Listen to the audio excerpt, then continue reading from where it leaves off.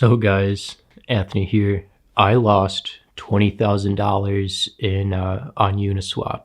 I didn't understand how everything worked, and I was susceptible to fear of missing out, I guess. And it sucks because you guys know I want to buy a house. I want to get the hell out of here. There's this whole story with my neighbor that I found out. That'll be a different video, but it's not a safe place for me to be here anymore. And with the court stuff and all that exercise. But I think there's a way out. There's always ways out, and that's where we're going to be figuring out.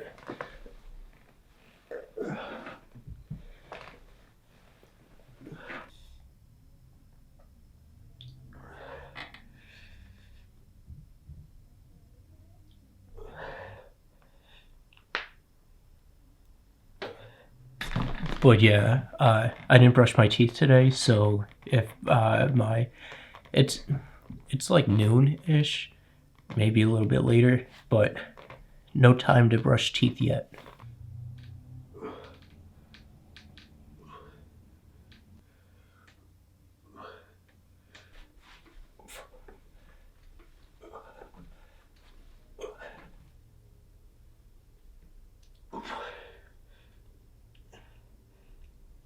So this is a spreadsheet that I was working on the other day. I updated it today too, like an hour ago.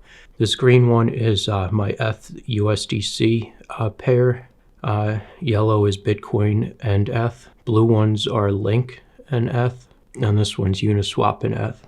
So compared to holding, so to me, the whole point, people disagree with me for some reason.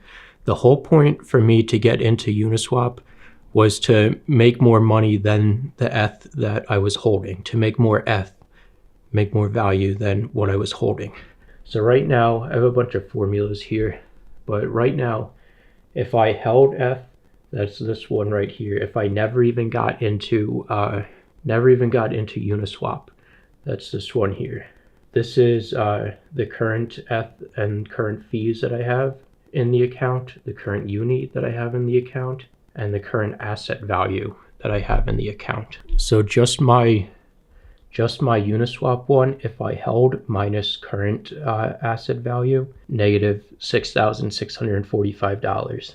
And then since you guys don't believe me, I mean, I know you guys believe me, but I always feel like I have to show proof or whatever. And there's no way that I can prove to you guys that I own these accounts, but this is my Link or my uni account, and it's my stuff. So in total, $19,098 I lost. I don't 100% know why I'm making this video. I just make videos to tell you guys stuff that's happening in my life, but also hopefully this is a warning to people to be careful when getting involved in Uniswap. It's a lot more complex and there's a lot more risk involved than I thought.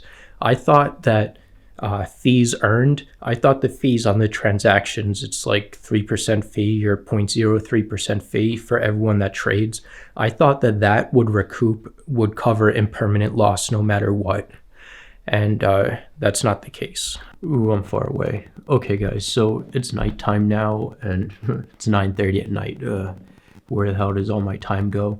So I wanted to explain a bit about what happened. I'm not going to go into super big detail about it because you guys should know how Uniswap works, but what happened essentially is impermanent loss. Basically what I'm doing, I need to figure out a plan. I'm trying to figure out a plan by Christmas on what to do about this loss, if I should hold or switch my investments or whatever. But so I'll show you guys real quick. So there's this great video. Essentially what happened is that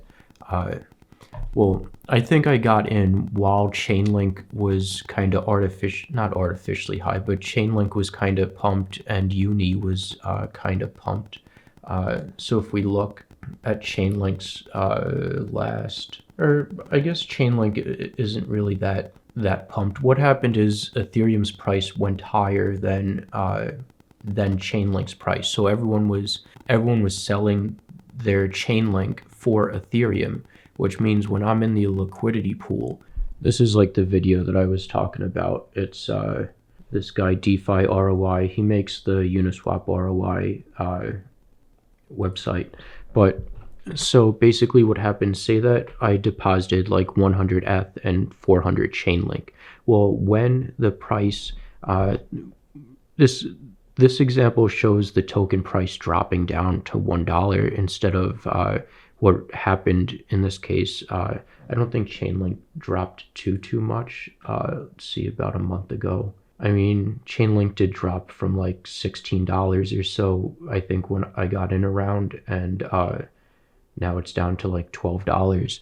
So, but at the same time, Ethereum price went up like really high. What happens here is basically I have these two tokens in this pool. Well, when Ethereum price goes up, everyone's going to be selling this token and buying Ethereum.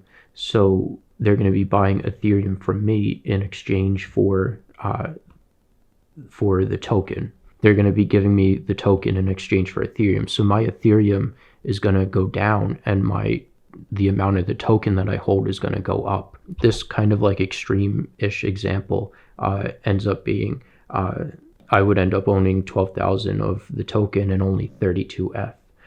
There's here's kind of like the calculation on how to do it, or whatever, how to do the calculation.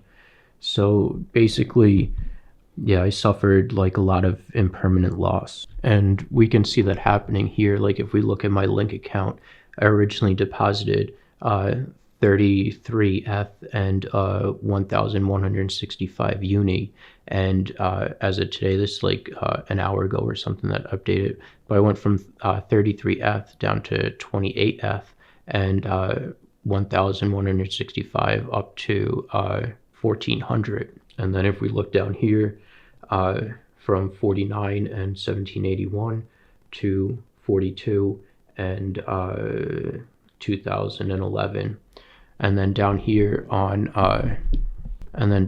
for uni 49.5 or whatever, I deposited for 6,385, so I lost 7 ETH there and gained 1,200 uni here. And since the uni price went down and the ETH price went up, well, now I have less ETH and I have more uni. So because the uni price went down, the more uni that I gained dropped my overall asset value down. And because I have less ether, I'm less exposed to when the ether price went up. So I'm still kind of trying to figure out what I can or should do about it, but here's just some of my thoughts that I have right now. Is one, I can get out of this and take the $20,000 loss. So I can get out of this, take the $20,000 loss, and just sit there with my ether and hope that ether value goes up. I can also reinvest that ether, so get out of the liquidity pool and invest that ether into becoming a validator. I figure I should like redo these numbers because this was just like a quick estimate that I did yesterday. But to recoup, so I lost my last calculation. I lost 33.5 ether. Really? That's ridiculous. Oh, all right. On this one, so on these estimates here, it said, never mind. So I'll explain it. On these estimates on this sheet I have that it would take me 1 to 2 years to recoup 11.5 ether. So that's just with my uni account, not including my Link account. So if I got rid of my ETH to uni liquidity pool, I will, right now I'm at negative 12 ether just from that one pool. So it would take me somewhere between 1 to 2 years. If I got out of it and then staked that, it would take me 1 to 2 years to recoup the amount of ether that I lost. The downside to that is that my ether is locked up because you can't withdraw. Currently, you can't withdraw from staking. So there's that. The other option that I thought of is that I can move my and we're just talking about my ETH and Uni account, but it can apply to Link too. We can move my get out of ETH and Link and move it to the ETH and BTC liquidity pool. Because if we look at my ETH to BTC, so with ETH to BTC, right now plus $23 on that. And I think I kind of screwed up there because my Uni tokens, I think I wasn't accumulating something. I think something got screwed up here until I unstaked my thing and got Uni tokens. Kind of confusing, not going to get into it. So that's the other thing. If I do that, if I get out of my ETH to Uni liquidity pool and go into ETH to BTC, I'm never gonna recoup the ETH that I lost other than in fees and by making fees, and it would be a much slower way to return. I think this is just like all basic thoughts, but I think it would just be a much slower way of recouping my loss there. I have to figure that out because maybe I think that the ETH to BTC liquidity pool will make less money per day or per year or whatever, will make less than staking. So, but if I do that, then I'm exposed to the price volatility of both ETH and BTC going up, which I think we're in a bull market now and I think prices are going to go up. I don't know. Another thing to think about is let's say that I got in when Uni's price was high and ETH's price was low. Another thing I can think about is if the ratio stays the same, because that's the problem. That's why I lost so much, is because the ratio of ETH to BTC, their price, ETH to Uni, the ratio, ETH went up high and Uni went down low, so the ratio of them changed. Man, now my neighbor downstairs is playing music and distracting me. Like really my only window to work is from 10 a.m. to 10 a.m. to 3 p.m. because that's when these people are at work. And then this girl downstairs, she's kind of noisy during that time too, but then she's like even more noisy at this time during night. But my quick thing was like 1 year, which I'm not sure how accurate that is. It would take like 1 year if I just stayed in the pool. And then the other thing that I figured is if Uni's price stays the same and ETH's price goes up, well then I'm gonna have more impermanent loss. I would have a lot more impermanent loss, and I don't know, there would have to be like a lot of trading volume for that to work out. I don't think that, I have it written down 2+ years to recoup that. I don't think that's a good idea. I mean, that's out of my control. I can't control if ETH's price goes up and Uni's price stays the same, especially because we're in such a volatile market right now with Joe Biden becoming president and civil war and the financial system collapsing and all that, everything that's happening. It's not gonna, I don't think that's a good idea. But I have to figure this out. Do I think the ratio is going to stay the same, or do I think ETH's price is going to go up and Uni's price is going to stay the same? So I would have to look into Uni and see if there's reasons for Uni's price to go up. I don't think there's a use case for the Uni token for the price to go up, because there has to be supply and demand, and demand is what makes price go up. The only demand that there is for the Uni token is that you can vote with it. That's the only use case. That's the only reason that anyone would want it. And I don't know if there's just enough demand there for that. Like if people want to control the governance of Uniswap and the direction Uniswap goes, then they will want to buy tokens. This way they have influence. But I don't really think that's going to be a thing. So I don't think the price of Uni is going to go up because of demand. But so I think I'm definitely going to get out of the Uni to ETH liquidity pool. So I saw that there, and then to test this theory, I started looking. I'm like, all right, well, are there any governance proposals up now? because I was like, all right, we can kind of test this theory. If there's like a governance proposal coming up now, then maybe people will start buying uni so that they can vote in it. And lucky for me, there actually is a governance proposal coming up. This governance proposal is a Uniswap grants proposal. And what this is just, think of like the Ethereum grants, the Ethereum Foundation grants proposal program thing. And it's just to fund developers to use Uniswap and go out and promote Uniswap and pay for interesting and useful projects that want to build on Uniswap to grow the ecosystem and everything like that. Great idea. And I think since the last two were defeated, and this one's gonna get accepted, like look at the ratio there, 44 million are for it and only 9,000 are against it.